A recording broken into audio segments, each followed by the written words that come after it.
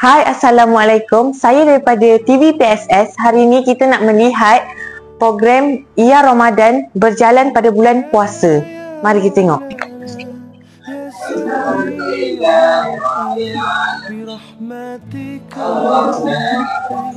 Apakah pendapat cikgu bagaimana program ini membentuk dalam sasiah pelajar? Okey, baik. Terima kasih anak anda Airil. Okey, pada pandangan cikgu, program Ia Ramadan yang dijalankan di peringkat sekolah ini sangat-sangat membantu pelajar untuk lebih berdisiplin. Okey, sebab apa cikgu kata begitu? Kerana melalui aktiviti tadarus Al-Quran contohnya, pelajar dapat menepati masa dan berdisiplin untuk membaca Al-Quran bersama-sama guru dan rakan-rakan mereka di dalam kelas.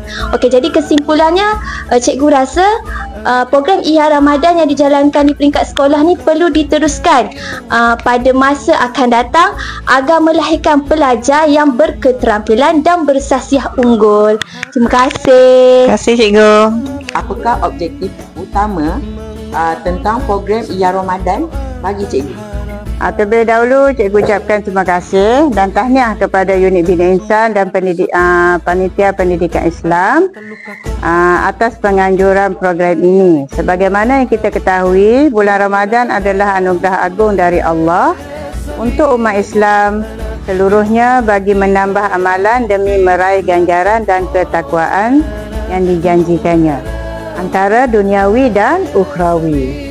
Akhir sekali, merapatkan silaturahim sesama kita. Lepas berakhirnya Ramadan, kita akan meraihkan hari kemenangan umat Islam, iaitu sambutan Hari Raya Aidilfitri. Terima kasih. Okey, itu saja daripada Cikgu Haryanti. Terima kasih. Apa harapan Ustaz tentang program Ia Ramadan pada masa akan datang?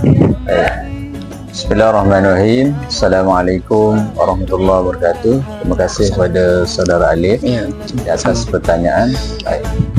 Pada pandangan saya berkaitan dengan program Ihya Ramadan untuk 2025 ini, program ini merupakan satu program yang sangat baik dan insya-Allah moga program ini dapat diteruskan lagi pada tahun hadapan. Itu saja. Terima kasih. Sebagai pelajar SEMSA, pada pendapat anda, bagaimanakah program Ia Ramadan di sekolah? Pada pendapat saya, program Ia Ramadan ni sangat membantu murid dalam bidang agama. Contoh, sebelum bulan Ramadan ramai yang tak rajin baca Quran, tak dapat baca Quran. Sekarang tiap-tiap hari baca kan. Waktu rehat kita harus sama-sama. Yang mana dah ketinggalan tu dia boleh catch up balik dia punya amalan. Lepas tu contoh lagi macam kuis, dapat menambahkan ilmu pengetahuan tentang Ramadan di dalam bulan Ramadan. Itu sajalah daripada saya. Terima kasih. Sama. So, itu sahaja interview daripada kami. Terima kasih kepada guru-guru, murid-murid SEMSA. Bye.